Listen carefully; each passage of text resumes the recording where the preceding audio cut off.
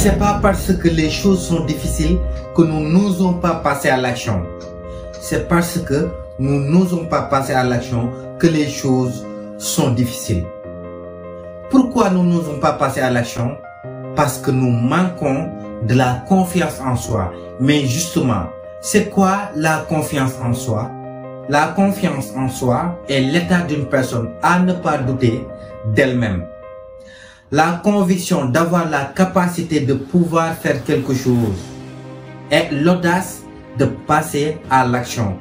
Mais comment travailler cette confiance en soi? Par crainte de prendre une position hâtive, radicalement tranchée sur une question plus ou moins complexe, il me paraît plus que nécessaire de la cerner dans toutes ses dimensions, en vous listant 6 clés qui vous permettront, sans l'ombre d'aucun doute, d'élever la confiance que vous avez en vous-même. Si vous venez de me découvrir, mon nom est Massamba. Ici, on développe différents sujets qui contribuent en quelque sorte à l'éveil des consciences. Merci de vous abonner, de cliquer sur la cloche de notification pour ne pas rater les vidéos à venir. 1. Travaillez votre physique et votre mental. Le corps, l'esprit et l'âme sont parfaitement liés. Le corps est d'ailleurs le reflet le plus fidèle de l'esprit et de l'âme.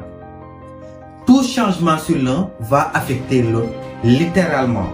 Par conséquent, si vous faites du sport régulièrement qui demande des efforts, du courage, de la motivation et de la discipline, vous forgez votre esprit à être imbu de ces valeurs, de ces qualités qui sont d'ailleurs les bases de la confiance en soi.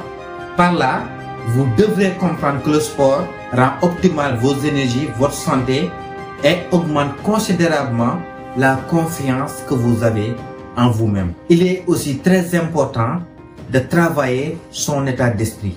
Avoir une mentalité d'acier, être conscient des pouvoirs incommensurables qui résident en vous. Ayez l'habitude d'avoir un bon dialogue intérieur. Fermez la porte au négatif et concentrez votre mental, vos pensées au positif. Le dialogue que vous aurez avec vous-même détermine considérablement ce que vous croyez vrai en vous. De quoi vous pensez être capable ou pas. 2. Soignez votre apparence et assainissez votre entourage. Votre entourage est composé par toutes vos influences extérieures, à savoir les gens que vous fréquentez, votre milieu d'évolution et ce par quoi vous alimentez vos 5 sens. Ce que vous regardez, écoutez, goûtez, ressentez et sentez.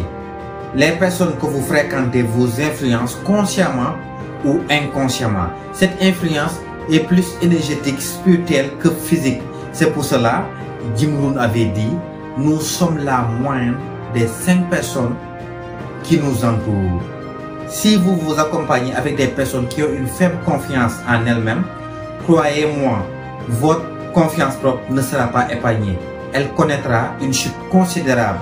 Par conséquent, ayez l'intelligence d'éviter les personnes pessimistes qui vous rabaissent, qui vous découragent, qui vous jugent, qui vous critiquent, qui vous maintiennent dans la peur, dans la procrastination, dans l'inaction. La plupart des gens que vous fréquentez seront jaloux de vous une fois que vous commencerez à mieux réussir qu'eux et feront tout le possible pour vous rabaisser à leur niveau. Faites très attention. Beaucoup de personnes sont des briseurs de rêves. De même, vos centres d'intérêt, à savoir les informations que vous écoutez, les vidéos que vous suivez, surtout sur le net, façonnent votre état d'esprit. Prenez soin de concentrer votre mental, vos pensées, sur ce qui vous encourage à agir, sur ce qui augmente votre confiance propre. Il est fort intéressant de préciser que la manière dont les gens vous perçoivent détermine ce qu'ils disent à votre sujet. Et ce regard qu'ils portent en vous et leur manière de vous apprécier détermine considérablement la conception que vous aurez en vous-même. D'où l'importance de soigner votre apparence, être en quelque sorte agréable à voir. La psychologie des beaux habits nous fait comprendre, en plus de nous permettre d'avoir une bonne impression, l'habitude de porter des habits avec lesquels nous nous sentons à l'aise augmente considérablement l'amour et l'estime que nous portons sur la personne que nous sommes. Ce qui nous amène à la troisième étape. Développer une bonne estime et amour de soi. L'estime de soi, qui est la valeur que nous pensons avoir, et l'amour de soi, qui est l'amour que nous portons sur la personne que nous pensons être, autant dire l'amour propre, sont les fondamentaux de la confiance en soi. Plus vous vous estimez, plus vous vous aimez, plus vous serez de toute évidence confiant. C'est pour cela, la première chose qu'un humain est censé faire est d'apprendre à se connaître, à se découvrir, à s'accepter tel qu'il est. Connais-toi toi-même est l'un des premiers enseignements philosophiques. Mais malheureusement, beaucoup de gens ignorent le potentiel qui sommeille en eux et leur capacité à pouvoir réaliser tout ce que leur esprit peut concevoir. Tout en se laissant imber par la peur et ce faisant, ils ont une piètre confiance en eux-mêmes. Car célébrez vos petites victoires. Vous savez, dans la vie, rien ne fait plus échouer que l'échec. Mais aussi, rien ne fait plus réussir que la réussite. Plus vous accumulez des réussites, plus vous pensez avoir la capacité de pouvoir réussir. Et ce faisant, vous augmentez la confiance que vous aurez en vous-même. D'où la nécessité d'avoir l'habitude de célébrer vos victoires et vos réussites, aussi petites qu'elles peuvent être. Ne négligez rien et ce réflexe de les célébrer consciemment. 5. Affrontez vos peurs et embrassez votre vulnérabilité. Le courage, ce n'est pas l'absence de la peur, mais la capacité à vaincre la peur. Soyez courageux et croyez-moi, votre confiance en soi sera optimale. La peur n'est qu'un indicateur de la voie que vous devrez suivre pour trouver votre salut. C'est pour cela, Joseph Campbell disait, c'est dans la caverne qui vous fait peur que se trouve souvent votre trésor. Au lieu de concevoir la peur comme un obstacle, comprenez que c'est une boussole qui vous guide. Votre degré de peur est souvent proportionnel à l'importance que vous vouez à cette chose qui vous fait peur. C'est pour cela que quelqu'un d'intelligent disait, si vos rêves ne vous font pas peur, c'est parce qu'ils ne sont pas assez importants pour vous. Il ne se reste d'avoir cette conception de la peur et elle deviendra un atout, une booster de confiance. Plus une personne est authentique, moins elle a peur. Car si vous devenez tout entier, vous surmonterez naturellement les murs de la peur. Malheureusement, la majorité d'entre nous sont victimes d'une éducation basée sur la peur de ne pas vivre en conformité avec les autres, tout en sacrifiant son authenticité.